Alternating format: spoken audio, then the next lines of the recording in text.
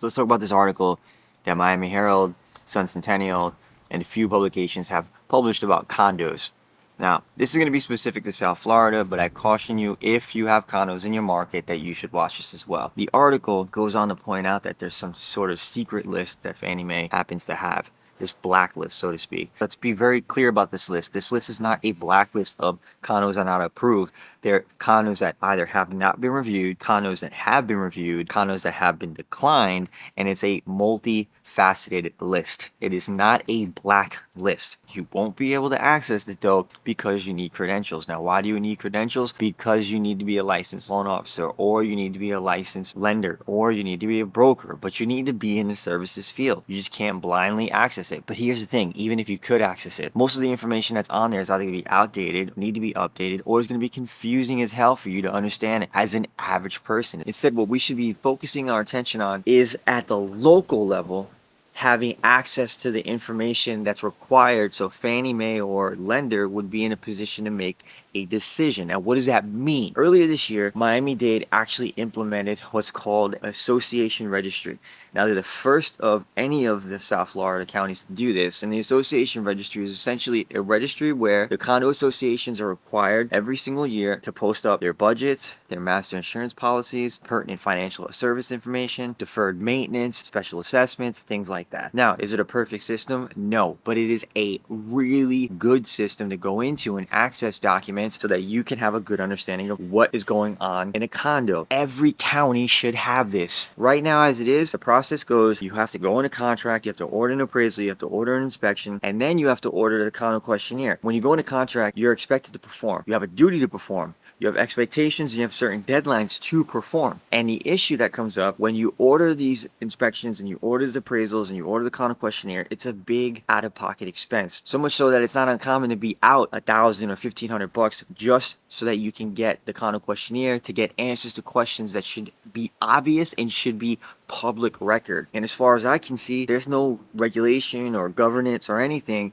as to how much they can charge. I see this every single day. A buyer goes into contract, has every intention to perform, does their due diligence, does their duty, pays the fees, and at the end, either because we're chasing associations, we're chasing managers, we're chasing presidents of boards, and in the 11th hour, a condo association is ending up getting declined. No fault of the client, yet the client is ultimately the one that pays. Literally and figuratively, they pay. We should be talking about the condo associations are not adequately funded, that are not adequately insured, that don't have the necessary requisites to be able to meet the requirements to be on the approved list. The issue isn't Fannie Mae has this blacklist that's secret. The issue is these associations, these management companies, these HOAs, they keep information secret. So let's focus and rally on what needs to change in order for consumers to be in a position to know what information is important, to have access to that information, and not have to pay an arm and a leg in order to do that. And the second thing that we need to do is we need to actually rally for a change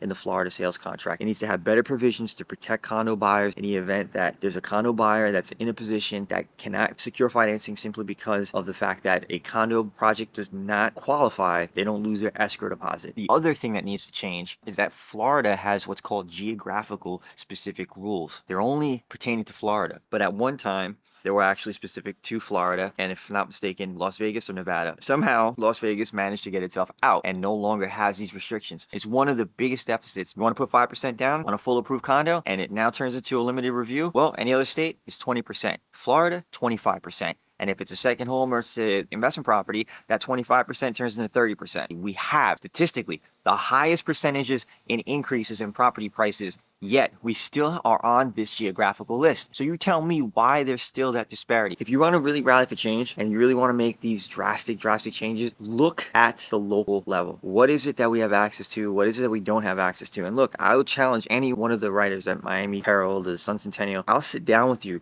We can go through the issues that exist with condos because there's plenty of them. Again, my challenge is if you're a writer at any one of these publications in the South Florida market and you want to sit down, you want to talk about these things, I'm a specialist in this area and I work with specialists in this area. We can roundtable this, and you want to really make a change and you don't want to just affect emotions, let's talk.